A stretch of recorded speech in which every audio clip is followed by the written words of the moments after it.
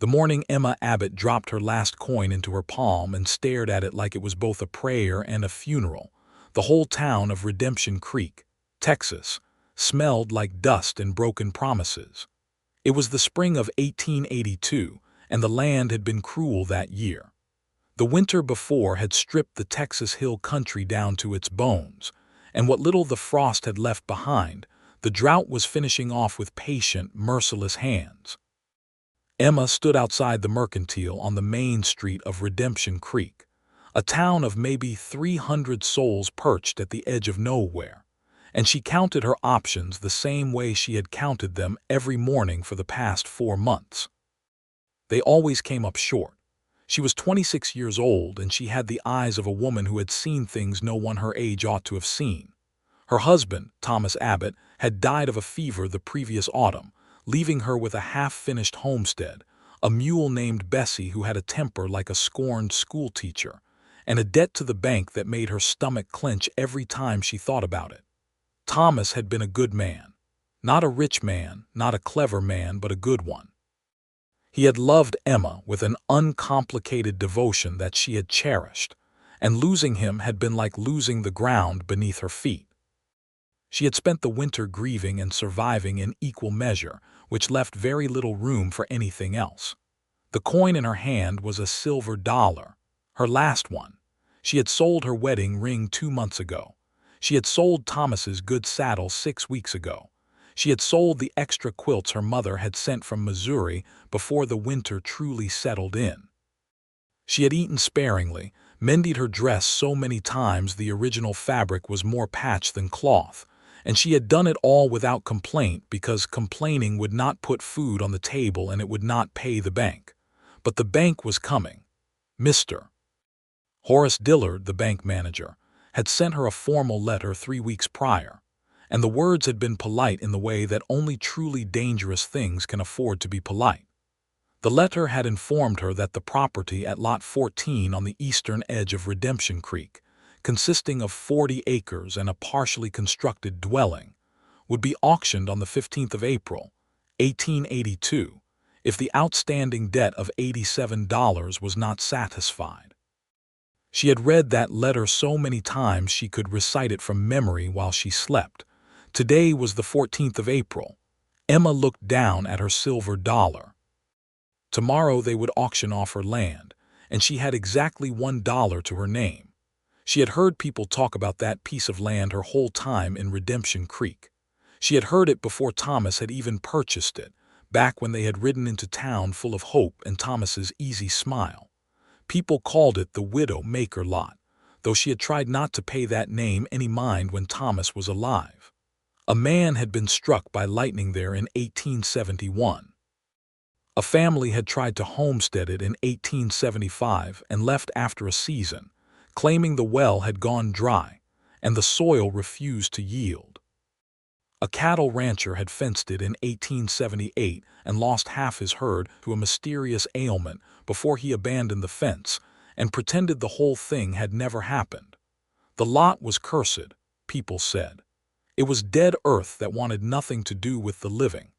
Thomas had bought it cheap because of that reputation, and Emma had believed in him enough to believe the land just needed the right hands and the right heart. Now Thomas was gone and the land was still barren, and she was still hungry, and her last coin caught the pale April sun and winked at her like a bad joke. She closed her fingers around it.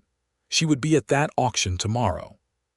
She would bid her last dollar on the land that everyone called cursed, because it was hers, and it had been Thomas's dream, and she was not going to walk away from it without a fight, even if that fight was the most pathetic and heartbreaking thing anyone in Redemption Creek had ever witnessed. She pushed through the door of the mercantile and spent 40 cents of her dollar on a small sack of cornmeal and a jar of molasses, because she had to eat tonight if she was going to stand straight tomorrow. The remaining 60 cents she folded into her handkerchief and tucked into the pocket of her dress. It was not enough. She knew it was not enough. The land would sell for far more than 60 cents, even cursed as it supposedly was, because Horace Dillard was not the kind of man who let something go for a song when there were witnesses present. But Emma Abbott had stopped letting the impossibility of things stop her from trying sometime around January, when she had looked at herself in the cracked mirror above Thomas's wash basin and decided that she owed him the dignity of not giving up. She walked home through the dusty street, past the saloon and the livery stable and the church that needed a new coat of paint, and she cooked her cornmeal and sat at the small wooden table Thomas had made with his own hands and ate her supper alone in the gathering dark. The auction square in Redemption Creek was the flat patch of ground in front of the courthouse that served for every public gathering, from elections to horse sales to the occasional Saturday dance when the town felt prosperous enough for joy. On the morning of April the 15th, it was crowded with people who had come for very different reasons. Some had come to bid.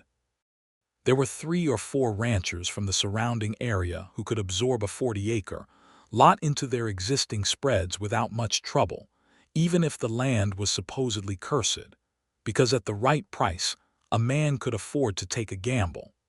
There was also a man named Hector Briggs who ran a lumber operation north of town and was always looking for land near the creek bed for timber staging. And there was Earl Casper, a sour-faced land speculator who had been circling Redemption Creek for 2 years, buying up distressed properties and holding them until the railroad came through, which everyone expected would happen within the decade. Some people had come simply to watch, because a land auction in a small town was entertainment of a sort, and the fact that it was the Widow Maker lot made it more interesting than most. Emma arrived early, before most of the crowd had gathered. She wore her best dress, which was still patched at the hem and faded from washing, but she had pressed it the night before with the flat iron and pinned her dark hair neatly beneath her hat, and she held her head up because she was not going to let Horace Dillard or anyone else see her crumble. She had her 60 cents in her handkerchief. She had her chin up and her shoulders back in her grief, and her fury packed down so tight inside her chest that she could feel them pressing against her ribs with every breath. Horace Dillard was already at the podium, a portly man in a brown suit who had the permanently pleased expression of someone who enjoyed other people's difficulties. He gave Emma a look when she arrived, the kind of look that carried a message, and the message was, "This is a formality, dear, and we both know you cannot buy this land back, and I wish you would spare us both the trouble of pretending otherwise." Emma met his eyes until he looked away, which satisfied her somewhat. The crowd filled in around her. She recognized most of the faces, the way you always did in a small town, neighbors and acquaintances and people whose names you knew even when you wished you did not. She saw Harriet Cole from the dry goods store, who gave her a small sympathetic nod. She saw Pastor Reardon at the edge of the crowd, his hat in his hands. She saw the ranchers arranging themselves with the comfortable authority of men who already knew how things were going to go. And then she saw the stranger. He rode in from the north end of the street on a dark bay horse that moved with the kind of easy, ground-covering stride that spoke of good breeding and careful handling. The man in the saddle was tall, broad-shouldered, and somewhere in his early 30s, with the sort of face that the Texas sun had been honest about. Not classically handsome in the way of a portrait, but striking in the way of something real and weathered and sure of itself. He wore a dark hat, a leather vest over a clean shirt, and he rode with the unhurried ease of a man who had crossed enough open country that a crowded town street did not require any particular urgency. He tied his horse at the rail beside the courthouse and walked toward the auction square with his hands loose at his sides, and something about him made people step slightly back without quite knowing why they did it. Not from fear, exactly. More the way people give room to something that knows where it is going. Emma watched him for a moment, then looked away. She had enough to think about. Horace Dillard called the auction to order with the satisfied air of a man about to do his favorite kind of business. He outlined the property, Lot 14, 40 acres on the eastern boundary, with a partially constructed dwelling and access to the creek for a portion of the year. He did not mention that the well was unreliable or that the soil had frustrated 3 previous owners. He did not mention Thomas Abbott by name. He mentioned the starting bid of $25, which was the amount of the outstanding debt rounded down in a way that Emma was fairly certain was not legally required, but which Dillard apparently found elegant. The ranchers stirred. Earl Casper was already reaching into his coat. Emma raised her hand. "I bid 60 cents. The crowd went quiet the way crowds do when something simultaneously predictable and heartbreaking happens out loud. Horace Dillard looked at her with an expression that he arranged to look like professional neutrality, but was in fact something quite close to pity, which she found worse. The ranchers exchanged glances. Someone in the back coughed. "Mrs. Abbott," Dillard said carefully, "the opening bid is $25. "I know what the opening bid is," Emma said. Her voice was steady. She was proud of how steady it was. "I am bidding 60 cents. It is all I have. I wanted it to be on record that I bid for my land." The square was so quiet she could hear the wind moving through it. She could feel every eye on her, could feel the weight of their collective awareness of her situation, their pity and their discomfort and their helplessness, because there was nothing any of them could do about the laws of money and land and debt, and they all knew it. $25, Dillard said again, addressing the wider crowd now. 26, said Earl Casper, with the casual confidence of a man for whom $26 was the cost of an early lunch. 30, said one of the ranchers. 35, Casper replied. Emma stood still and listened to her land being auctioned away. She breathed slowly and kept her face composed, and she held her handkerchief with the 60 cents inside it in her hand, and she did not cry, because she had decided she was not going to cry in front of Horace Dillard. 40, said the rancher. 45, said Casper, and there was something in his tone that suggested he was enjoying himself. Emma closed her eyes briefly. 40 acres and Thomas's dream and the half-built walls he had raised with his own hands, going for $45 to a man who would let them rot. $100. The voice came from her left, and it was quiet, but it carried, the way voices do when the person speaking is completely certain of what they are saying. Emma's eyes opened. The tall stranger had his hand raised. He was looking at Horace Dillard with an expression of mild, complete patience. The square went very still again, but it was a different kind of still this time. $100, Dillard repeated, and his professional neutrality was genuine now because he had not expected this. Earl Casper turned to look at the stranger with the calculating eyes of a man assessing a competitor. He opened his mouth, seemed to think better of whatever he was going to say, and closed it again. No one else bid. Going once, Dillard said, because procedures had to be followed. Going twice, he looked around the square. Sold to, he paused, pencil hovering. Your name, sir? Grant Atkins, the stranger said. Dillard wrote it down. Grant Atkins produced a folded envelope from his vest pocket and walked to the podium and paid in cash, which was another thing Dillard had clearly not expected, because his eyebrows rose slightly before he reassembled his expression. He counted the bills, made his notations, and produced the deed, which he had already drawn up in anticipation of the sale. Emma stood in the middle of the thinning crowd and watched a stranger pay $100 for the land her husband had died trying to build a life on, and she felt the ground shift beneath her feet in a way that had nothing to do with the earth. She should leave. There was nothing left for her here. The auction was over and her land was gone, and she had 60 cents and a mule and a grief that had just grown a new room inside her chest. She should walk away with what was left of her dignity and figure out what came next, which was a thought so empty and vast she could not look at it directly. She was turning to go when she heard boot heels on the hard ground behind her, and a voice said, "Mrs. Abbott." She turned. Grant Atkins was standing 3 feet away, holding the deed in his outstretched hand. She stared at the paper, then at him. He had brown eyes, she noticed, the color of good river water, and there were lines at their corners from squinting into a lot of outdoor light.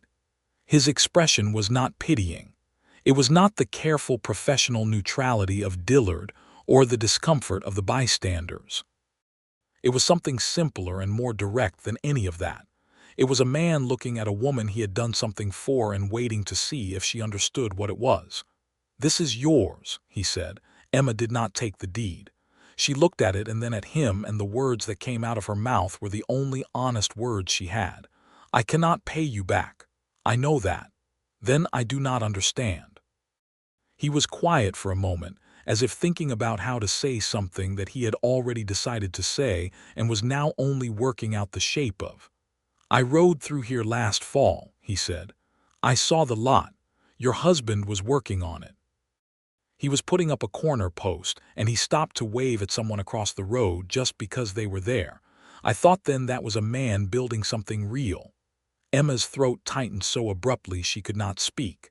"I am sorry he is gone," Grant said. "I heard about it in the saloon last night when I rode in."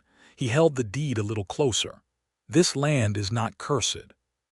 It has a problem with drainage on the south end that makes the well unreliable, and the soil on the west quarter needs breaking differently than most folks try it. Neither of those things is a curse. Both of those things are solvable."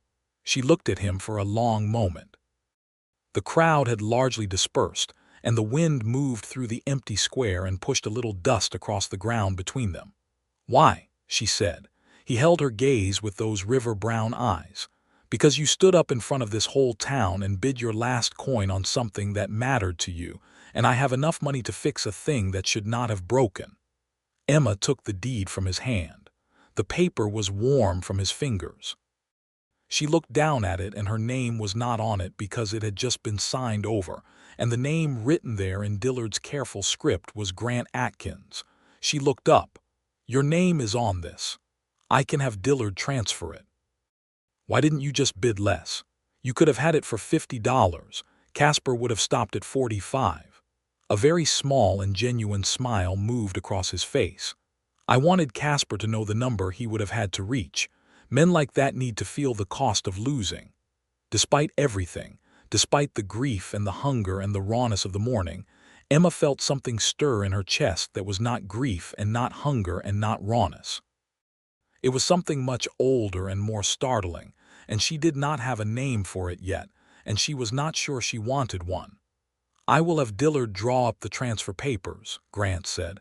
"You can keep the deed. I will go speak to him now if you are willing."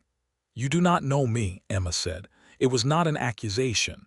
It was the most honest thing she could think of. "No," he agreed, "but I would like to." He touched the brim of his hat, which was the kind of small courtesy that a man does when he means it, and walked toward the courthouse. Horace Dillard was not pleased about the extra paperwork, but he was, at his core, a man who understood that $100 had just passed through his auction cleanly and without legal complication. And so he transferred the deed to Emma Abbott's name with only minimal sighing. Grant signed where he was asked to sign and said nothing further about it, and Emma stood beside him at the counter and watched her name being written onto the line that mattered. Afterward, they stood on the courthouse steps in the April sunlight, and Emma held the deed in both hands, and neither of them spoke for a moment. "Are you passing through?" she asked eventually. "I was," Grant said. "I have been working my way east from New Mexico. I had a cattle job that ended in February, and I have been drifting since." "A cowboy," Emma said, "among other things. Do you have somewhere to be?" He looked at the street and then back at her, and there was something careful and honest in the way he did it. "Not particularly." Emma looked at the deed in her hands. 40 acres, a half-built house, a temperamental well and problem soil on the west quarter that needed different handling, a mule named Bessie, 60 cents, and now apparently the knowledge that neither the drainage nor the soil were actually unsolvable. "I cannot pay you wages," she said. "I have 60 cents and some cornmeal." "I have been eating trail food for 3 months," Grant said. "Cornmeal sounds considerable." She looked at him sideways. "You are not what I expected." "What did you expect?" "I do not know." "Something with more of an angle to it." He nodded slightly, as if this were a reasonable thing to say. "I have angles," he said, with the same small honesty he seemed to apply to everything. but not about your land." They walked back through Redemption Creek together, which was noticed by everyone who saw it, because in a town of 300 people, everything that happened on the main street was noticed and cataloged and discussed, and a widow walking beside a stranger who had just bought her land back for her was considerably more interesting than most things that happened on a Tuesday. Emma introduced him to Bessie, who regarded him with the deep suspicion she applied to all newcomers. Grant stood still and let the mule look him over and then offered the back of his hand, and Bessie sniffed it and then deliberately looked away, which Grant seemed to find acceptable. "She will come around," Emma said. "Most of them do," he replied, in a tone that made it unclear whether he was talking about mules specifically. The property was in the condition that months of neglect and widowhood had produced, which was to say it was survivable but not comfortable. The half-built house had its four walls but no real roof. Only a temporary covering of oilcloth Thomas had stretched across the frame before he fell ill. Emma had been sleeping in the small original soddy that Thomas had built when they first arrived, which was warm and sturdy but dark and close, with a low ceiling that made tall people duck. There was a garden plot that was not producing much beyond some brave early turnips. There was a chicken coop with 3 chickens and a rooster who had opinions. Grant walked the property quietly, the way a man does who is looking at something with working eyes rather than social ones. He walked the south end where the ground was soft and stood and studied it. He walked the well and lowered the bucket and felt the length of rope and noted where the water was sitting. He looked at the soil on the west quarter and crouched and picked up a handful and let it sift through his fingers. Emma watched him from a distance and felt strange. It was strange to have someone on this land who was not Thomas, and it was strange that the strangeness was not entirely unwelcome, and both those things made her feel guilty in a way she could not quite shake. That evening she cooked the last of the cornmeal with the molasses and made coffee from the small amount she had left, and they sat on the half-finished porch that Thomas had started and eaten from tin plates in the cooling April evening. The sky went from gold to orange to a deep violet that was particular to that part of Texas, and the stars came out thick and without ceremony, the way they did when you were far enough from town that no one had yet succeeded in dimming them. "What are you going to do?" Grant asked. He was looking at the horizon. "Try to make it work," Emma said, "the way I have been trying." "You need the well moved," he said, "about 30 feet north. The drainage problem is making the current site saline in dry years. That is what killed the previous owner's attempts." Emma looked at him. "You figured that out in an afternoon." "I have worked a lot of land," he said, "in New Mexico, in Colorado." "You learned to read it." She was quiet, thinking about Thomas working this ground for 2 seasons and not solving it, not because he was not trying but because nobody had told him and he had not known to look. Grief was funny that way. It did not always announce itself directly. Sometimes it came sideways through a small fact that arrived too late. Could it actually be good land, she asked. The question came out smaller than she intended it. With the right work, yes. He said it simply, without sales pitch or sentiment. Good water access from the creek in wet season. The North Quarter has solid topsoil once you break it right. You could run a decent kitchen garden and a small grain crop if the season cooperates. Emma looked at the stars. He believed it could be good land. Thomas did. He was right. She looked over at Grant and he was still looking at the horizon, and the firelight from the small cook fire they had made outside was catching the side of his face, and she thought, "This is a good man." Not because he had bought her land back, though that was extraordinary, but because of how he had walked the property, and how he talked about the soil and the water with the same matter-of-fact care that he applied to everything, including the mule. "I have been very lonely," Emma said, and she had not meant to say it, and the moment it was out of her mouth she felt exposed in a way that made her want to take it back. Grant turned his head and looked at her. He did not look uncomfortable, which was what she had feared. He looked at her with the same direct and simple attention he gave to everything else. "I know that feeling," he said. "Do you?" "I have been drifting for 4 years," he said. "That is a kind of lonely that moves with you." She looked at him, Why have you been drifting? He was quiet for a moment. I had a homestead in New Mexico territory, he said.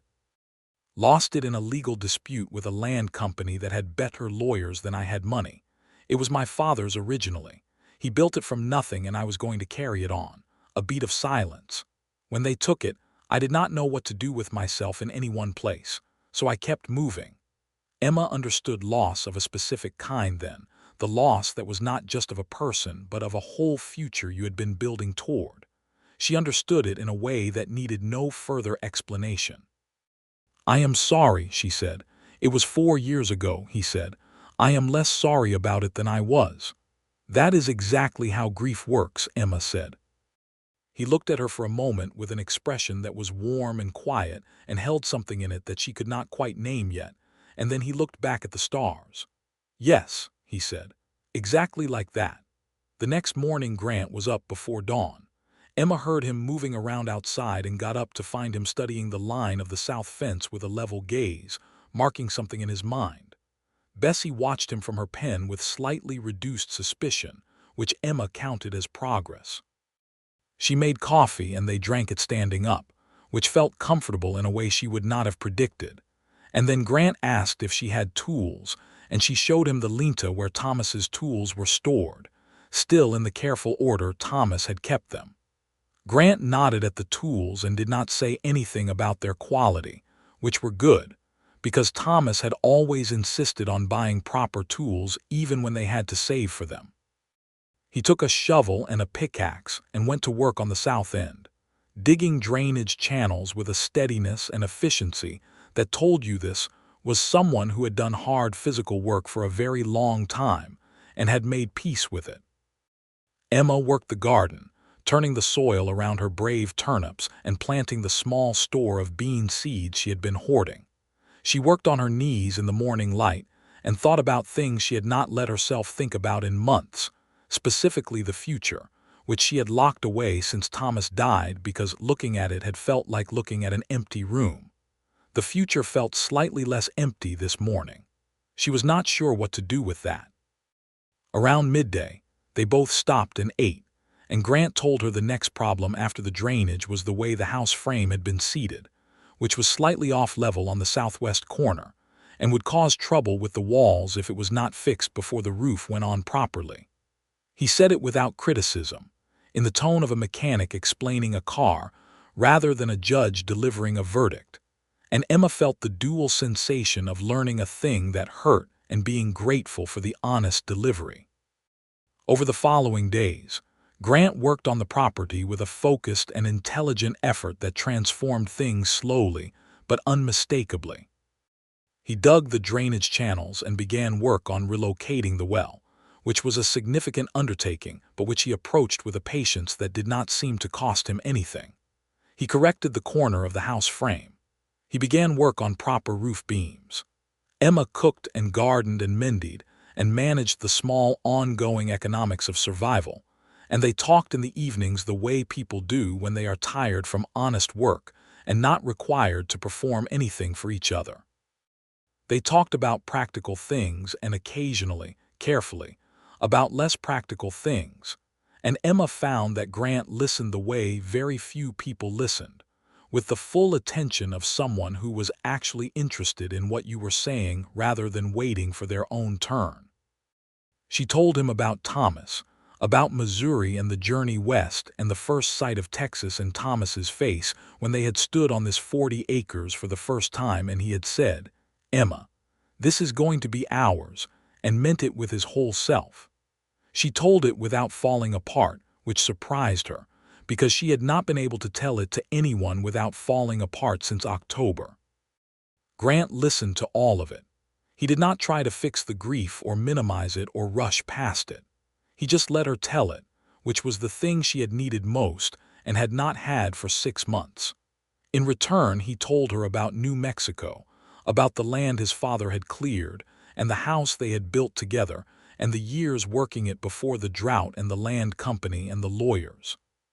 He told it quietly and without self-pity, but she could hear underneath the telling the same specific grief she carried, the grief of a future that had been carefully built and then taken. "You were not married?" Emma asked one evening. They had been on the property for 2 weeks by then, and the well had been relocated and was producing good water, and the drainage channels were finished, and the south ground was already drying more evenly. "No," Grant said. "I was close once. She did not want to wait through the legal fight. I could not blame her for it." He said it without rancor, just a fact. "She married a banker in Santa Fe. He can give her what she needs without a lawsuit attached to it." "Do you regret it?" He thought for a moment. "I regret losing the land. The rest of it sorted itself out in the natural way of things." Emma looked at her hands. They were showing the work of the past weeks, the garden and the cooking and the general labor of keeping a small piece of land alive. "I do not think I will ever stop missing Thomas," she said, "but I am starting to think that is all right. You can miss someone and still have a future. I think I was afraid to believe that." Grant looked at her steadily. "I think that is true," he said. His voice was low and even, and there was something in it that was not quite casual anymore. She looked up at him, and he was watching her with an expression that was warmer than neutral and more careful than casual, and she felt her heart do something sudden and inconvenient and real. She looked away first, not because she did not want to look, but because she was not ready to look in a way that acknowledged what looking meant. "It is getting cold," she said. "It is," he agreed. She went inside. She lay on her narrow bed in the soddy and listened to the Texas night and felt the warmth in her chest that had no business being there and was there anyway. Redemption Creek had thoughts about Grant Atkins, as Redemption Creek had thoughts about everything.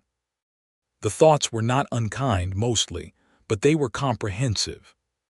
Harriet Cole told Emma the next time she came into the dry goods store that people were talking about the stranger who had bought her land back, and that the general opinion was either that he was a saint or that he wanted something, because men did not spend $100 on a widow's behalf for purely philosophical reasons. Emma bought her small parcel of goods and said she thought people might consider minding their own affairs, and Harriet laughed and said that was exactly what she herself had told them. Pastor Reardon approached Emma after Sunday service and asked about the situation on her property with the kind of pastoral concern that was 2 parts genuine care and 1 part well-organized curiosity. Emma told him the well had been relocated successfully and the drainage was much improved, and she thanked him for his concern. He nodded and asked, with slightly more directness, whether Mr. Atkins intended to stay in the area, and Emma said she did not presume to know Mr. Atkins's intentions. She said it with the straight face it required and walked home thinking about Grant Atkins's intentions and her own, which were in a state of considerable confusion. The problem, if it could be called a problem, was that she liked him.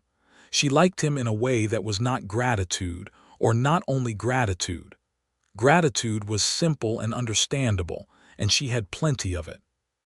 But what was growing alongside the gratitude was something else, something that showed itself in the particular attention she paid to what he said, the way she noticed when he was pleased or tired or quietly amused, the fact that the evenings had become the part of the day she most looked forward to, not because the evenings meant rest, but because they meant conversation. She was also honest enough with herself to recognize the guilt that accompanied this, because it had been less than a year since Thomas, and she was not sure she had the right to feel anything warm about another man yet. This was the kind of internal negotiation that she had no one to consult about, so she conducted it alone and without resolution. Grant, for his part, behaved with a consistent propriety that she appreciated and occasionally found slightly maddening, in the way that you find something maddening when you are also relieved by it. He was courteous and hardworking, and he did not presume anything.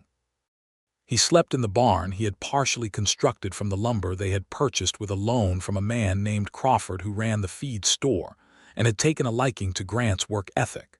He worked every day with steady purpose and asked nothing for it beyond the food Emma provided and the shelter of the loft. But there were moments when he handed her something and their hands were briefly close, and the air between them changed in a way that both of them seemed aware of. Moments when she said something that made him laugh, A real laugh, quiet and genuine, and she found herself wanting to say more things that would produce that sound. Moments when she caught him watching her in the early morning as she worked the garden, and he did not look away quickly the way someone would if they were embarrassed to be caught, but looked away slowly and with deliberateness, as if he were choosing to give her the space. She thought about it on a Thursday morning in early May while she was hanging washing on the line, and the Texas wind was doing its best to take the sheets to the next county. She was thinking about it when Grant came around the corner of the house and caught one of the sheets before it went past her reach and handed it back, and their eyes met over the top of the white cotton, and the moment stretched just slightly longer than it needed to, and Emma felt her face go warm. "Thank you," she said. "Of course," he said, and went back to work on the roof, and Emma stood with the sheet in her hands and stared at the middle distance and thought, "I am in considerable trouble." The trouble came to a head, as trouble often does, not in the form of a grand declaration, but in the form of an ordinary evening that turned extraordinary around the edges. It was the 3rd week of May. The beans were coming up and the well was producing good sweet water and the roof was up and roofed properly, which meant that, for the first time, Emma was sleeping in an actual house rather than the soddy, in the small bedroom Thomas had framed out, and which Grant had finished with boards planed smooth and pegged true. The property was beginning to look the way it had always lived in Emma's imagination, the way Thomas had described it on those early evenings when they had sat on whatever packing crate served as a seat and talked about what they were building. That evening was warm, with a breeze off the creek that smelled of green things and water, and Emma had cooked a proper supper with the vegetables from the garden, and a chicken that had made the honest sacrifice of its place in the world. They ate at the table Grant had built to replace the small, rough one Thomas had made, which was still solid but which had been sized for one person eating in a hurry, and this new one was sized for a family. After supper they sat on the porch, which was finished now, and the sky did its nightly transformation, and somewhere down toward the creek something was singing in the willows. They had been talking about something unimportant, about the rooster's temperament or the possibility of adding another milk cow to the property, and then they fell into a comfortable silence, and the comfortable silence went on, and Emma became aware that Grant was looking at her. She turned her head and looked back at him. "I have been thinking," he said, and stopped. "About what?" He was quiet for another moment, and when he spoke it was with the same careful directness he applied to everything, but underneath it this time there was something that was not professional or practical. It was personal in a way he had not been personal before.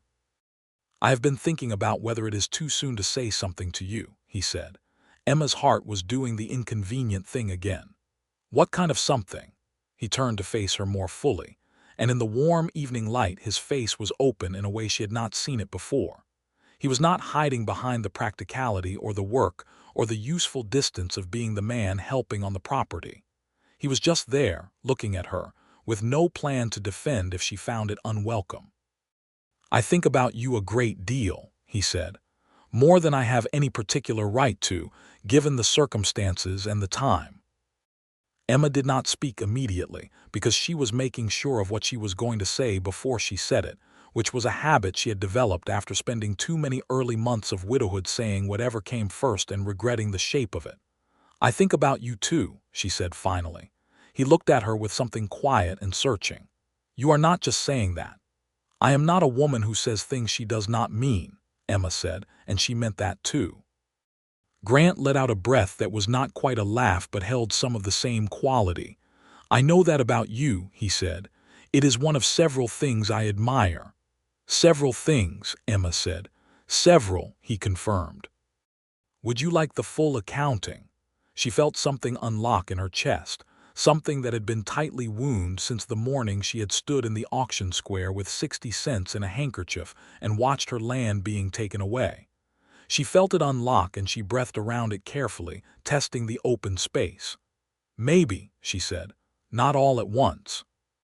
He reached across the small distance between their chairs and laid his hand over hers, gently, without presumption, just resting there as a question rather than a statement.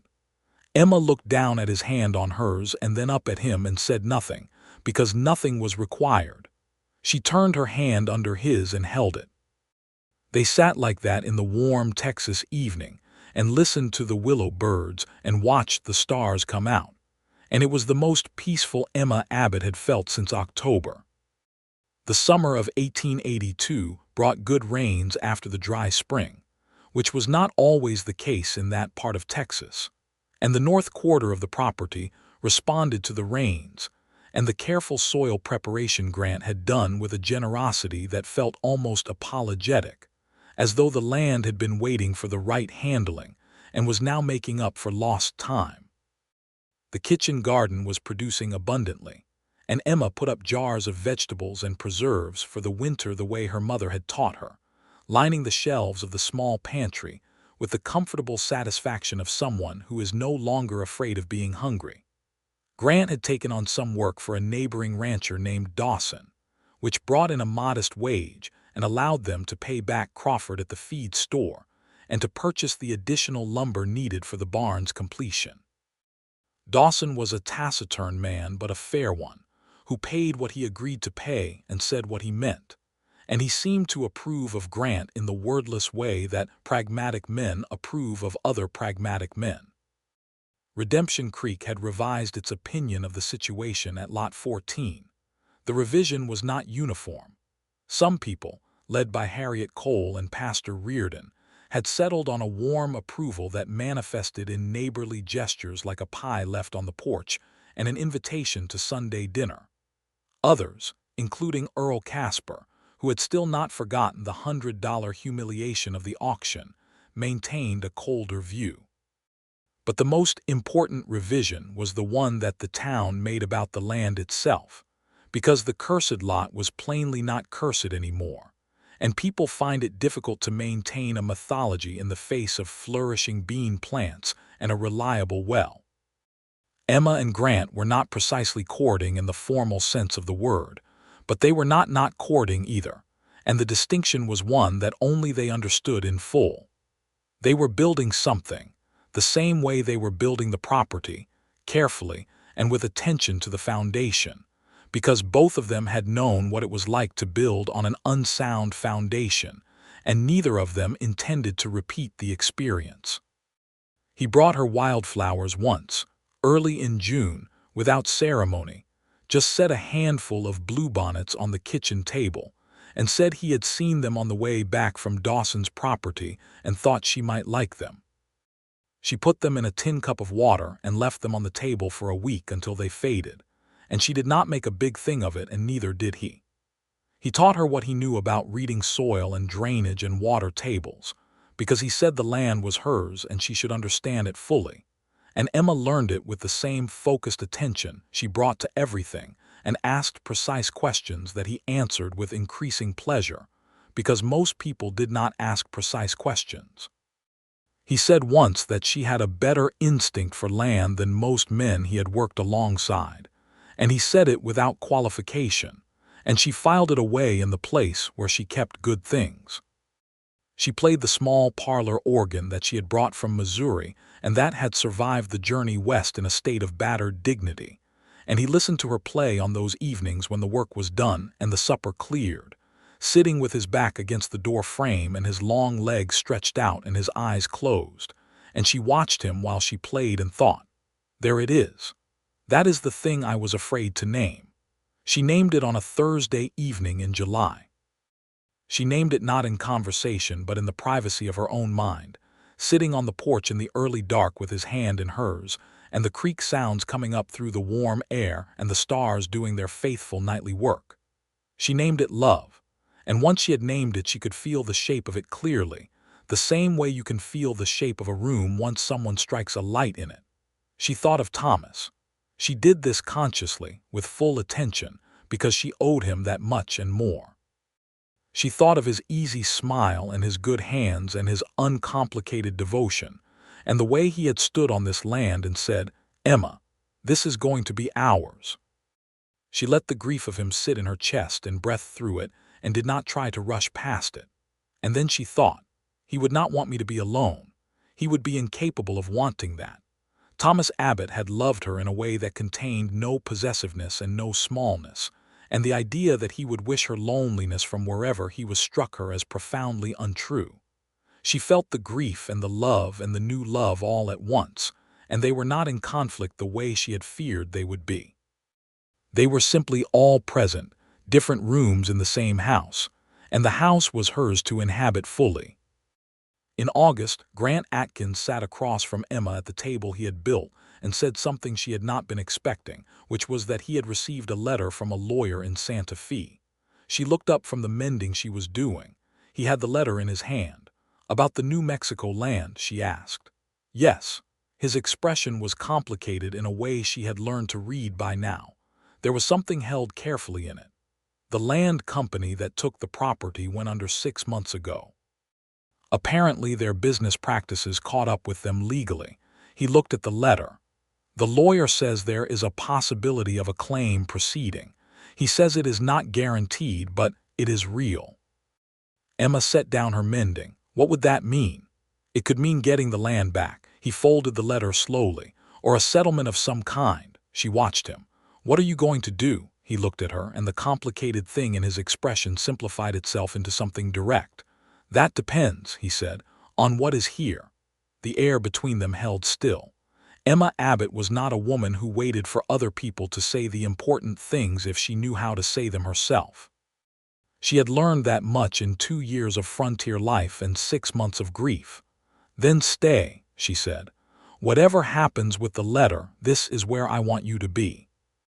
He looked at her for a long moment, and then he put the letter on the table and stood up, and she stood up too, and he took her face in his hands with a carefulness that held everything in it, and he kissed her with the same simple and complete conviction that he brought to everything he did. It was, Emma thought distantly, the best she had felt since October, possibly since longer than that.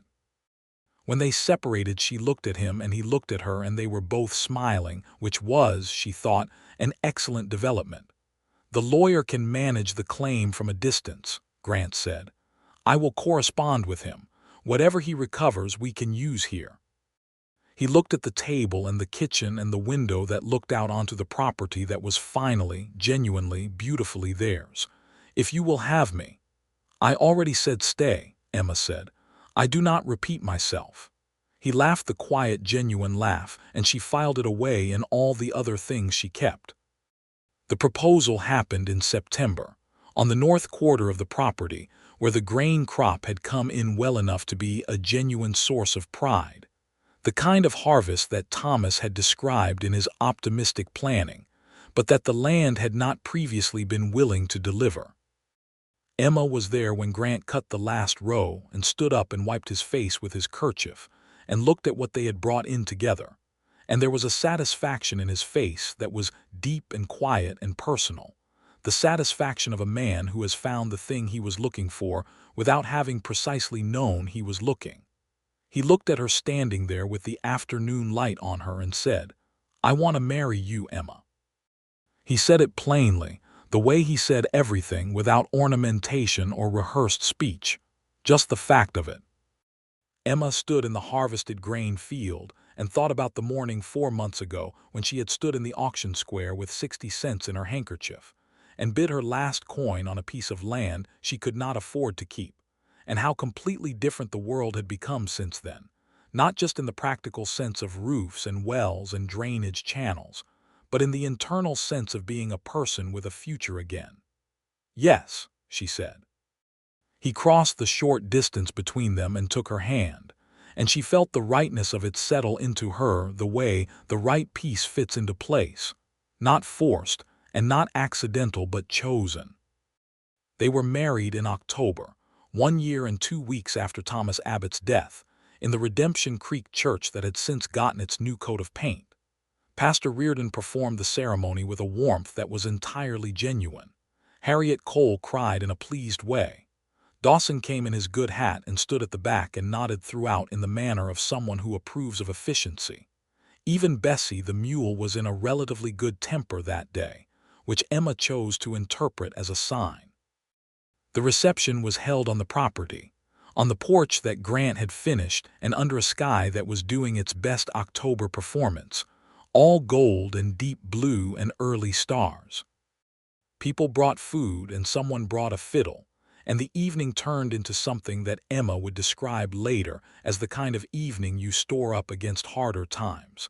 Not because the harder times will definitely come, but because it is good sense to have something bright to return to. At the end of the evening, when the last guests had gone and the fiddle had put itself away, and the stars were fully in possession of the sky, Emma and Grant stood on the porch of their house and looked out over the land that had been cursed and was now simply theirs.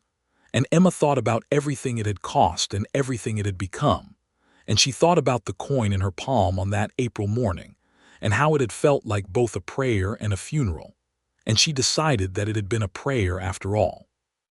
"What are you thinking?" Grant asked. "I am thinking that I am glad I bid," she said. He put his arm around her shoulders and she leaned into him, and the Texas night was clear and cool, and the stars were the same stars they had been for every person who had ever stood on this particular piece of ground and looked up. "So am I," he said. The winter of 1882 was cold but manageable, which was the best you could say about a Texas hill country winter, and was better than the previous year had delivered. They had enough put by, the vegetable preserves and the grain and the small amount of cash from Dawson's wages, and from the sale of some of the surplus garden produce to the mercantile, to pass the cold months without the particular pinching anxiety that Emma had lived through the previous winter. The house held heat well now that the roof was properly insulated and the walls were sound, and Grant had added a proper fireplace in November, laid with the careful craft of someone who understood that a fireplace was not merely a luxury but a piece of engineering. Emma sewed and read and tended the house and the animals through the winter months, and Grant worked with the wood he had cut in the fall, making furniture and tools and the small practical objects that a property needed and that they could either use or sell. He was good with his hands in a way that went beyond basic carpentry, with an eye for proportion that meant the things he made were not just functional but quietly beautiful, and Emma arranged them in the house with a domestic satisfaction that she found both completely understandable and slightly amusing in herself, because she had never thought she would be someone who felt particularly satisfied by a well-arranged room. They talked constantly. This surprised Emma somewhat, not because she had expected marriage to be silent, but because she had not quite anticipated how much there was to say or how completely she would want to say it to this specific person. They talked about the property and the neighbors and the news that came through Redemption Creek from the wider world, which was considerable in 1882, as the railroad continued to push into new territories, and the old fights over land and law continued to play out across the West in ways that were sometimes hopeful and sometimes not. They talked about the future in specific terms, the kind of talk that builds things rather than just decorating the air with them. Grant received a second letter from the Santa Fe lawyer in November. The claim on the New Mexico land was proceeding, the lawyer wrote, and there was reason for cautious optimism. The land company's dissolution had exposed irregular practices in their original acquisition of several properties, including his father's homestead, and while the legal process was slow and uncertain, the lawyer believed there was a reasonable case. Grant wrote back with the relevant documentation he still carried, carefully folded in his saddlebag through 4 years of drifting, because he had never been able to bring himself to let it go. He told Emma about the letter at supper, and she listened and asked questions about the legal process, which she had strong feelings about given her own experience with land and law and the quiet mechanisms that allowed large entities to take things from small people. She said that whatever happened with the claim, they would handle it the same way they handled everything, which was practically and together. Grant looked at her across the table and said she was the most clear-headed woman he had ever met, and Emma said she was also hungry and could they please finish supper before it got cold, and he laughed. In the spring of 1883, two things happened that changed the texture of everything. The first thing was that Emma discovered she was going to have a child.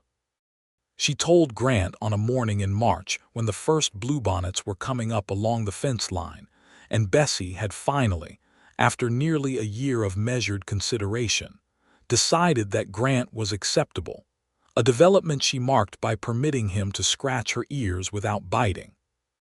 Emma had been fairly certain for 2 weeks before she said anything, because she had wanted to be sure, and when she told him, she watched his face with the careful attention she gave to everything that mattered, and what she saw there was something so complete and unguarded that she felt it in her own chest.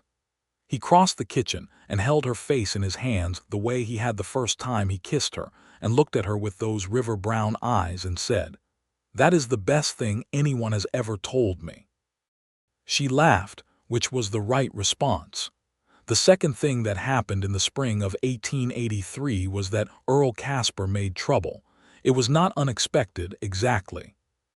Casper had never forgiven the auction loss, and he had spent the intervening months making his small resentment felt in minor ways. A disputed fence line here, a conversation in the saloon there that put an unflattering interpretation on Grant's history. But in April, he found a larger angle, which was a claim that the deed transfer on the property had been improperly recorded at the courthouse, which he said made the current ownership questionable. The claim had no genuine legal merit, as the lawyer who reviewed it for them made clear, but it had the power to be annoying and expensive and time-consuming, which was likely Casper's actual intention rather than any real expectation of winning. Small men with grievances will sometimes accept inconvenience as a substitute for victory. Grant handled it with a patience that Emma admired, and that she knew cost him something, because she had seen him get quiet in a particular way when he was managing anger that he had decided was not useful to express. He went to Dillard and the courthouse and produced every relevant document, including the transfer paperwork from the original auction day, and the claim was dismissed within 2 weeks. Afterward, he came home to the property and stood in the yard for a long moment in the late afternoon light, and Emma came out and stood beside him. "It is done," she said. "He will try something else eventually," Grant said. "Probably," Emma agreed.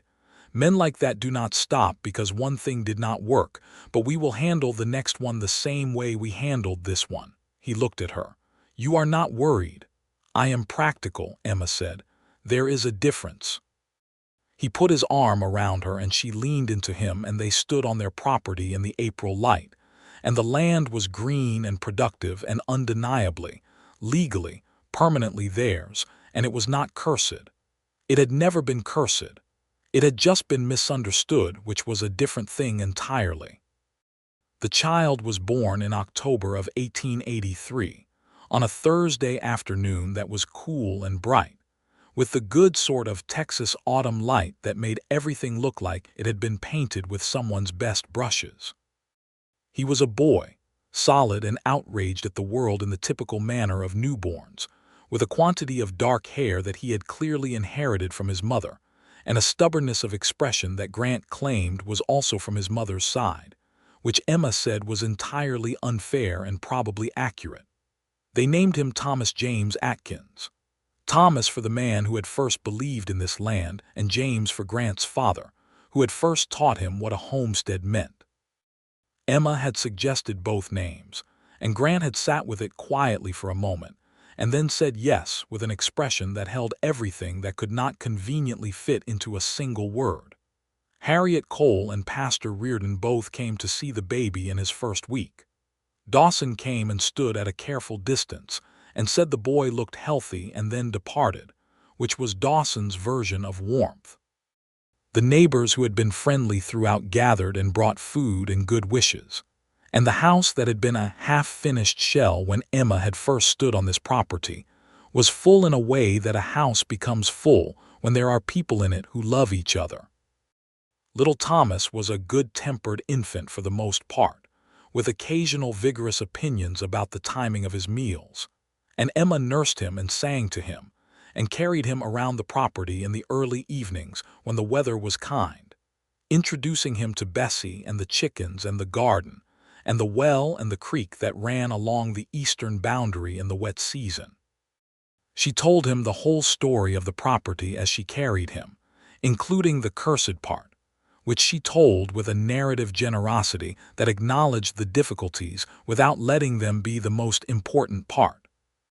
Grant worked and came home and held his son with the careful hands of someone who has been given something he did not dare fully anticipate, and is still a little astonished that it is real. He looked at Emma with an expression that she had come to understand as his version of everything he felt, consolidated into a look because he had never been a man who needed a great many words when the right expression did the work. "You look like a man who cannot believe his luck," Emma told him one evening. "I am a man who cannot believe his luck," he said. "It is not luck," Emma said. "It is $100 and a good eye for drainage and someone willing to try." He smiled. "All of those things required luck. And a stubborn woman," she said. "And a stubborn woman," he agreed. That was the essential ingredient. The letter from the Santa Fe lawyer arrived in November of 1883, 6 weeks after Thomas James was born, and it contained news that was better than cautious optimism had suggested it might be. The claim on the New Mexico property had been resolved in Grant's favor. The property itself was not available, as it had been resold twice in the intervening years, and the current occupants had clear title. But the land company's liquidated assets had yielded a settlement of $430, which was not the land but was a real and considerable amount. Grant read the letter at the kitchen table and then read it again, and then set it down and looked at it for a moment the way you look at something when you are making sure it is real. Emma was feeding Thomas in the chair by the window, and she watched Grant's face and read the news in it before she read the letter herself. "How much?" she asked. He told her, and she was quiet for a moment. "That is a great deal of money," she said. "Yes," he said. "What do you want to do with it?" He looked at the letter and then at her and then at the child in her arms, who was eating with the focused efficiency of someone with priorities. "I want to do something lasting," he said. They talked about it for several evenings, the practical conversation of two people who understand money as a tool rather than a destination and are trying to use it well. They could expand the property, buy the adjacent 20 acres that had come available the month before when old Jennings had decided he was too old for the work. They could invest in proper cattle, a small herd they could build on over seasons. They could put some aside for Thomas's future, and for whatever other futures might come. They did all of these things in that order over the following year. The adjacent 20 acres brought the property to 60, which was a manageable size for two people working it well with some seasonal hired help, and which gave them room to run a small herd and still maintain the grain crop and the kitchen garden. The cattle were 6 head to start, purchased from Dawson, who gave them a fair price because he liked Grant and respected Emma, and had no use for poor neighbors. The money set aside for Thomas, and for whatever might come next, was placed with the bank in a way that Dillard handled with perfect correctness, which was all you could ask of Dillard. Earl Casper attempted no further legal maneuvering. He left Redemption Creek in early 1884, having apparently found better opportunities elsewhere, and Emma felt nothing particularly complicated about his departure, which she took as a sign of her own good mental health. Bessie the mule died in the spring of 1884, which was a genuine grief, because Bessie had been with Emma since Missouri and had carried her through the first hard years, and had finally, in her last season, extended her approval to Grant. They buried her at the edge of the property, and Emma planted wildflowers there because it seemed right. They got a new mule, younger and with better manners, whom Thomas christened Biscuit when he reached the age of enthusiastic naming, which was around 2.5 years old. The years after that were the years of building, not the building of walls and roofs, but the building of a life, which is a slower and more complex kind of construction, and one that requires different tools. Emma learned the cattle work alongside Grant, because she had decided that understanding the whole operation made her more useful in it, and because she liked being outdoors and she liked knowing things, both of which had been true of her since childhood and the frontier had only amplified. She could read a herd's mood from a distance, and she learned to treat the minor ailments that cattle were prone to, which Grant said was a more useful skill than most people managed. Grant learned to play the parlor organ badly, with the same focused patience he applied to physical labor, and Emma sat beside him on the bench and guided his large hands over the keys and tried not to laugh too much. He never got particularly good at it, but he got competent, which was his standard for most things, and on winter evenings when Thomas was asleep and the fire was going, and the Texas night was pressing its cold face against the windows, Grant would sometimes play something slow and uncomplicated, and Emma would listen and feel the particular completeness of a life that had been salvaged and rebuilt, and was now simply, deeply, genuinely good. Thomas grew in the way of healthy, well-loved children on good land, which was to say he grew enthusiastically and in several directions simultaneously. He had Emma's dark hair and Grant's brown eyes, and a personality that seemed to combine his mother's directness with his father's patience, which made him simultaneously easy and challenging to parent. He loved the cattle and the chickens, and Biscuit the mule and the creek in wet season, and the stars at night, and he would ask questions with the same precision his mother did, and Grant would answer them with the same care he had always given to things that mattered. Redemption Creek grew through the mid-1880s, which was happening to small Texas towns along the anticipated railroad corridors, and the growth brought new people and new businesses, and the gradual transformation of a frontier settlement into something more permanent. The cursed lot on the eastern edge, Lot 14 as it was recorded in Dillard's careful books, was now one of the better properties in the area, known for its productive grain crop and its good cattle and its reliable well, and the story of the auction had become, like most stories in small towns, somewhat larger in the retelling but essentially true in the parts that mattered. Emma heard the story told once in Harriet Cole's store by someone who had been there, a woman whose name Emma did not know, who was explaining to a newcomer the thing that had happened at the spring auction of 1882, when a widow had bet her last coin on a cursed lot, and a stranger had outbid her and handed back the deed. The teller of the story was doing it justice, Emma thought, listening from the next aisle. The essential facts were there, and they were told with the right feeling. She bought her goods and walked out into the street and thought about the woman she had been on that April morning, standing in the auction square with 60 cents and her chin up and her grief packed down tight, and she felt a warm and private affection for that woman, for her stubbornness and her refusal to concede the fight even when the fight was clearly lost. That woman had made all of this possible simply by showing up and refusing to be invisible. She walked home through the town that had grown around her and onto the property that was no longer half-built or cursed or failing, and Thomas came running from somewhere near the barn to meet her, and Grant was coming in from the north quarter with the easy, ground-covering stride of a man who has somewhere to come home to. In 1886, the spring brought two notable things to the Atkins property. The first was that Emma discovered she was expecting a second child, which she told Grant on a morning in April, precisely 4 years after the auction.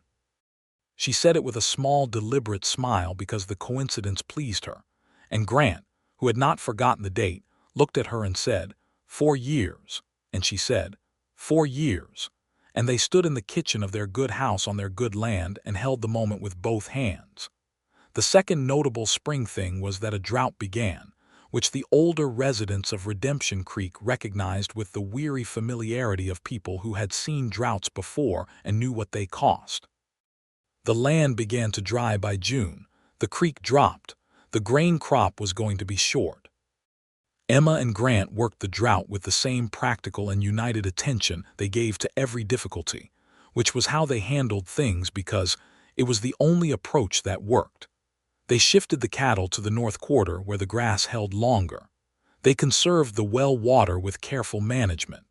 They applied everything Grant knew about dryland farming to keeping what they could of the grain crop, and they lost some of it but not all of it. Neighbors who had not improved their drainage or their soil management in the same ways lost more.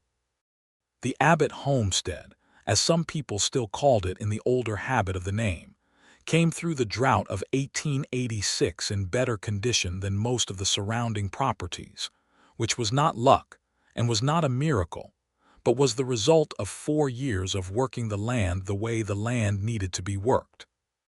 Emma was large with the second child by late summer, and the heat was prodigious, and she moved through the work of the property and the household with a determination that Grant found both admirable and occasionally alarming.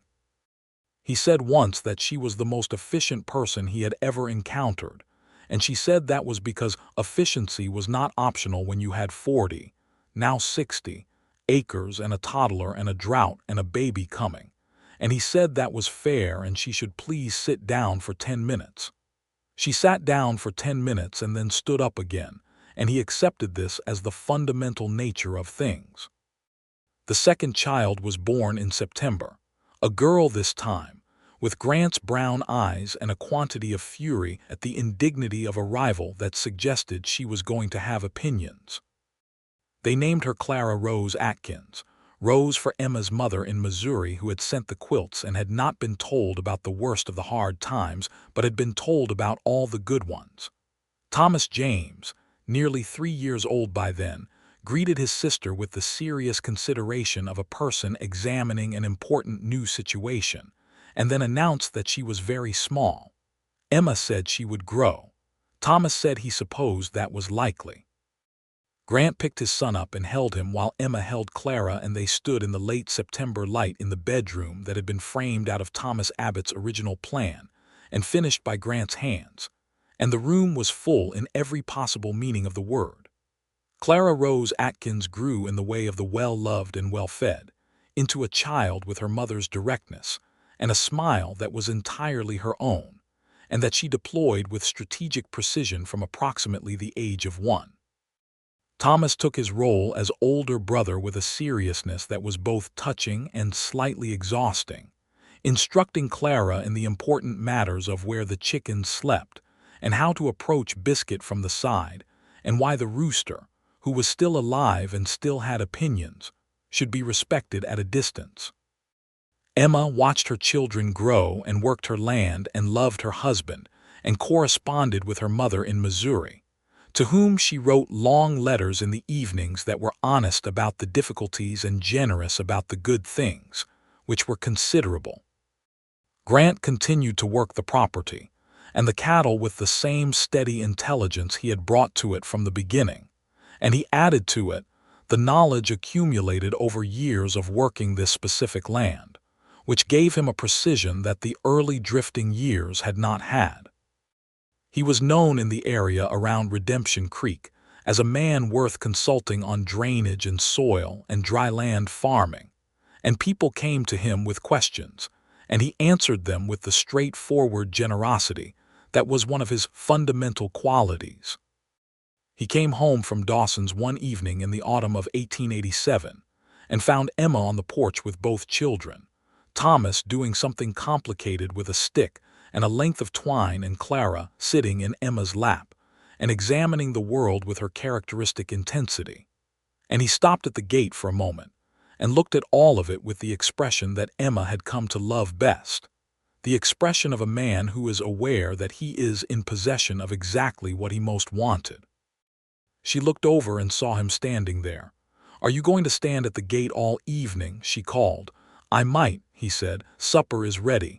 I know, he was smiling. "I am appreciating things." Thomas looked up from his stick project.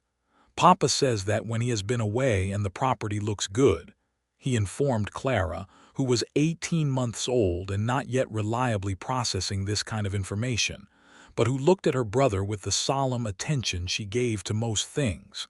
"He is correct," Emma said. Grant came through the gate and up the porch and kissed Emma and ruffled Thomas's hair and picked up Clara, who immediately grabbed his ear with the confident grip of a child who has always been securely held. He stood on his porch with his daughter in his arms and looked out over 60 acres of land that was neither cursed nor dead but thoroughly alive and producing, and theirs in every legal and emotional sense of the word. $430, he said. Emma looked at him sideways. She knew where this was going. And $100 before that, she said. And 60 cents before that, he said. And one man who walked the South End and understood it in an afternoon, Emma said. And one woman who showed up anyway, Grant said. They looked at the land together, at the north quarter going golden in the autumn light, and the creek line visible in the distance, and the barn that was solid, and the house that was whole, and the children who were everything. And Emma Abbott, who was Emma Atkins now and had been for 4 years, felt the full and complete weight of how far everything had come from that April morning with a coin in her palm. "I would do it again," she said. Grant put his arm around her, Clara still in his elbow, and said, "I know you would." "Would you?" she asked. "All of it. The $100, the drifting years, all of it." He considered this with the same honest seriousness he gave to actual questions. "Every part," he said. "That brought me here." She leaned against him and looked out at their land in the autumn light and thought about prayers and funerals and the difference between them, which she had decided was mostly a matter of what you did next. The years after 1887 settled into the rhythms of a life that was working the way a life should when the right foundations have been laid. The drought of 1886 did not return in force for another decade, which gave them time to build reserves and make improvements that would carry them through the next hard season when it came. They planted a stand of trees on the south end, cottonwoods and live oaks, that would give shade and windbreak to the property for generations past their own time in it. Thomas James grew into a boy, and then a young man with a straightforward and capable character that reflected the home he had grown up in, and he had his grandfather Thomas Abbott's name, and Emma thought, something of his spirit too, the uncomplicated goodness of a person who means well and mostly manages to act accordingly. He was good with animals and patient with people, and he had, as he got older, the same ability to read land that his father had, which Grant taught him with a careful thoroughness and a quiet pride. Clara Rose grew into a girl of definite opinions and remarkable intelligence, who read everything that came into the house and asked questions about the larger world with a persistence that suggested she was not going to be contained by 40 or 60 or any number of acres. Emma encouraged this without reservation, because Emma Abbott had always believed that a woman was entitled to the full use of her mind, and everything she had done in her life had reflected that belief. Redemption Creek celebrated its 20th anniversary in 1889 with a festival on the flat square in front of the courthouse, and Emma and Grant were there with their children and their neighbors, and the accumulation of 7 years of belonging to this place. Emma stood in the square where she had stood on that April morning in 1882 and looked at it with the double vision of someone who can see a place both as it is and as it was, layered on top of each other like transparencies. She found Grant beside her at some point in the afternoon, and he must have been thinking something similar because he looked at the square and then at her and said, "Right here." "Right here," she agreed. "You were terrified," he said. "I was not terrified," Emma said. "Your hands were shaking." She looked at him. "Were they?" "Slightly," he said. "I noticed because I was looking at you. You noticed me before you bid." "I noticed you before I even got off my horse," Grant said with the candor that characterized him and that still, after years, had the power to stop her in the middle of a thought. A woman standing in that square with her chin up like she was daring anyone to say a word, holding a handkerchief like it contained something important. "Yes, I noticed." Emma considered this fact of being seen, which was the thing she had needed without knowing it and which had been the beginning of everything. "The handkerchief had 60 cents in it," she said. "I know," he said. "It was the most dignified 60 cents I have ever seen." She laughed, and he laughed too, and Thomas and Clara appeared out of the festival crowd to inquire about pie, which was available at a table near the church, and the conversation shifted to pie and the afternoon continued around them. But Emma held it, the image of a stranger watching from horseback, noticing a woman in a worn dress holding a handkerchief with her chin up, deciding in that moment to do something about the thing he was witnessing. She held it, and she was grateful for it with a gratitude that went past words into the simpler and deeper place where love lives when it has been tested by time and found to be real. In the spring of 1890, Clara Rose Atkins turned 4 and announced to her family at the breakfast table that she intended to learn to read properly before she was 5. And both Emma and Grant took this announcement with complete seriousness, because she was entirely capable of it and they both knew it. That same spring, Emma's mother, Martha Abbott by birth and then Collins by her first marriage, came from Missouri to visit, making the journey by rail as far as the railroad went and then by stage the rest of the way. She was a small, sharp-eyed woman in her late 50s who had sent quilts and letters through the hard years and who had written, when Emma told her about Grant, a single sentence that Emma had read 6 times. "I am glad there is someone good beside you." Martha Abbott came onto the property and walked it with the assessments of a woman who had farmed her whole life and knew what she was looking at. She walked the north quarter and the south end and the garden and the barn, and she looked at the well, and she went inside the house and looked at the furniture and the organ and the shelves of preserves, and she said nothing for a long time, and then she turned to Emma and said, "Thomas would be proud." And Emma stood in her kitchen and let the tears come freely, because some things earn them. Martha took to Grant within 48 hours, which was fast for her, because she was not given to quick approval. She took to him because he was straightforward with her and respectful without being sycophantic, and because he knew where things grew and why, which was the deepest language of her own life. They spent an afternoon discussing the soil composition of the south quarter and whether adding lime would help the alkalinity, and when Emma came out to call them in for supper, they were deep in it, with the ease of 2 people who have found a common fluency. "I like him," Martha said to Emma that evening, with the brevity of someone for whom the statement covers a great deal of ground. "I know," Emma said. "He looked for you," Martha said. "At the festival, when you walked away for a moment, he looked for you in under a minute." Emma looked at her mother.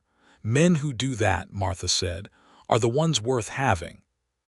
Emma went to bed that night thinking about all the ways you see love if you know how to look for it, and she fell asleep to the sound of the Texas night and the distant creak and the breathing of the house around her, and she felt the kind of complete and grounded happiness that is not giddy or temporary, but is the happiness of standing on good ground you have earned. The decade turned. Redemption Creek grew further, and the railroad came through in 1891, which changed the character of the town in some ways and did not change the character of the land around it, because land is patient with human constructions in a way that cuts both ways. The cattle operation expanded to 12 head with the improved access to market, and the grain crop sold well in the years that the rains cooperated, which was most of them. Thomas James Atkins turned 8 and then 9 and 10, and he worked beside his father on the property with a growing competence that was a pleasure to witness. And he had the same ease with animals that Grant had always had, and the same reading of the land.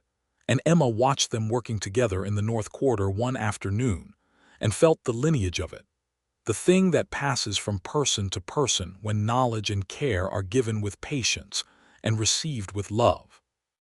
Clara Rose was reading everything she could find, which was not unlimited in Redemption Creek, but was expanding as the town grew, and someone had proposed a small lending library in the new building on the main street.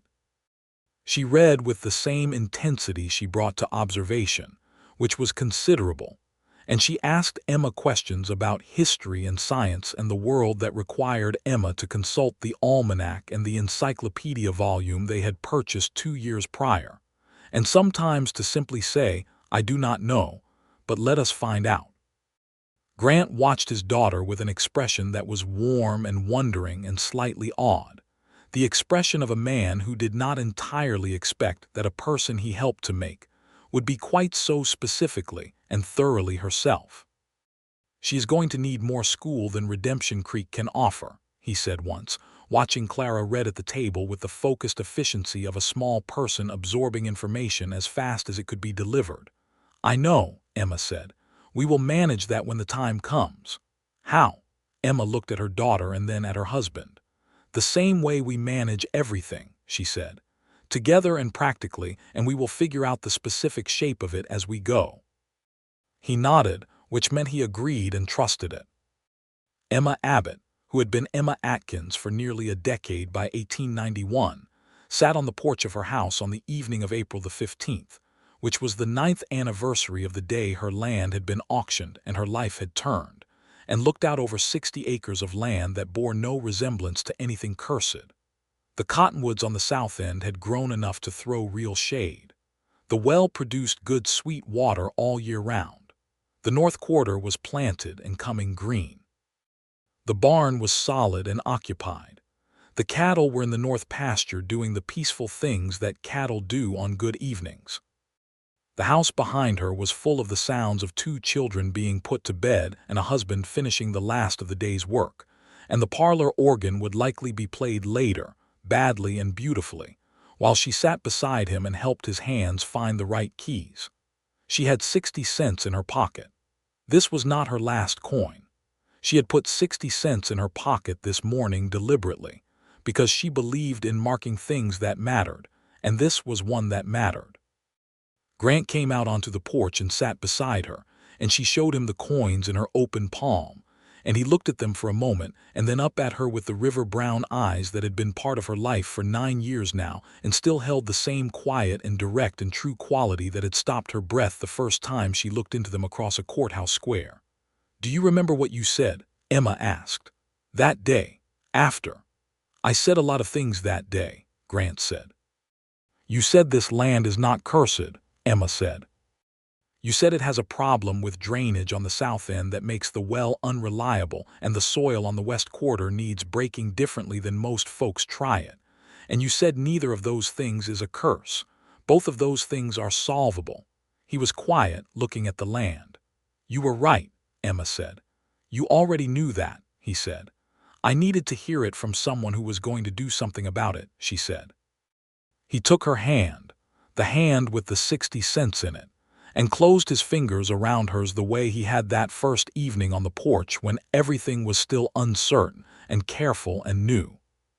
She felt the warm weight of his hand and the cool metal of the coins between her palm and his, and she leaned her head against his shoulder, and they looked out at the land together in the April evening light. The stars were beginning to come out, the same stars they had been on that first evening, faithful and without ceremony, doing their nightly work over the Texas hill country, the way they had for every person who had ever stood on this piece of ground and looked up. The creek caught the last of the light in a silver line in the distance. Somewhere in the barn, Biscuit the mule made a sound of general contentment. The rooster had finally retired from having opinions, replaced by a younger model who had opinions of a different pitch. Thomas called something from inside the house, and Clara answered him, and there was a brief negotiation in small voices about who had taken whose blanket, which resolved itself in the way of siblings who are fundamentally on each other's side. Grant pressed his lips to Emma's hair, which was still dark but had a thread or two of silver at the temples that she wore without apology because she had earned every one of them. "What are you thinking?" he asked. It was the question he had always asked when he wanted to know, which was often. Emma turned the silver coins in her palm one more time, feeling their weight, thinking about the morning she had called them her last prayer. She closed her fingers around them. "I am thinking," she said, "that 60 cents was a very good investment." Grant laughed, the quiet and genuine laugh that she had been collecting for 9 years and would collect for all the years after this one, and she felt it vibrate through his chest against her cheek, and she held his hand tighter, and the Texas evening did what Texas evenings do in April. which is to say it went on being beautiful without requiring anything from the people who watched it, just offering itself generously and without end. The land that everyone had called cursed stretched out before them in the evening light, alive and green and holy, permanently theirs, not because of luck or mercy or the strange charity of strangers, though it had been all of those things once, but because two people had looked at an impossible situation and decided, each in their own way, to do something about it. That was all a home had ever required. That was, in the end, all anything had ever required. Emma Abbott, Emma Atkins, widow and widow no longer, woman with 60 cents and then $100 and then 430, and then the slow accumulation of years of honest work, sat on her porch with the man she loved and the land she had refused to surrender. And she was happy in the deep and specific way that only people who have known the opposite can be, with their whole bodies and their whole history, down to their bones and back up again, all the way to the stars.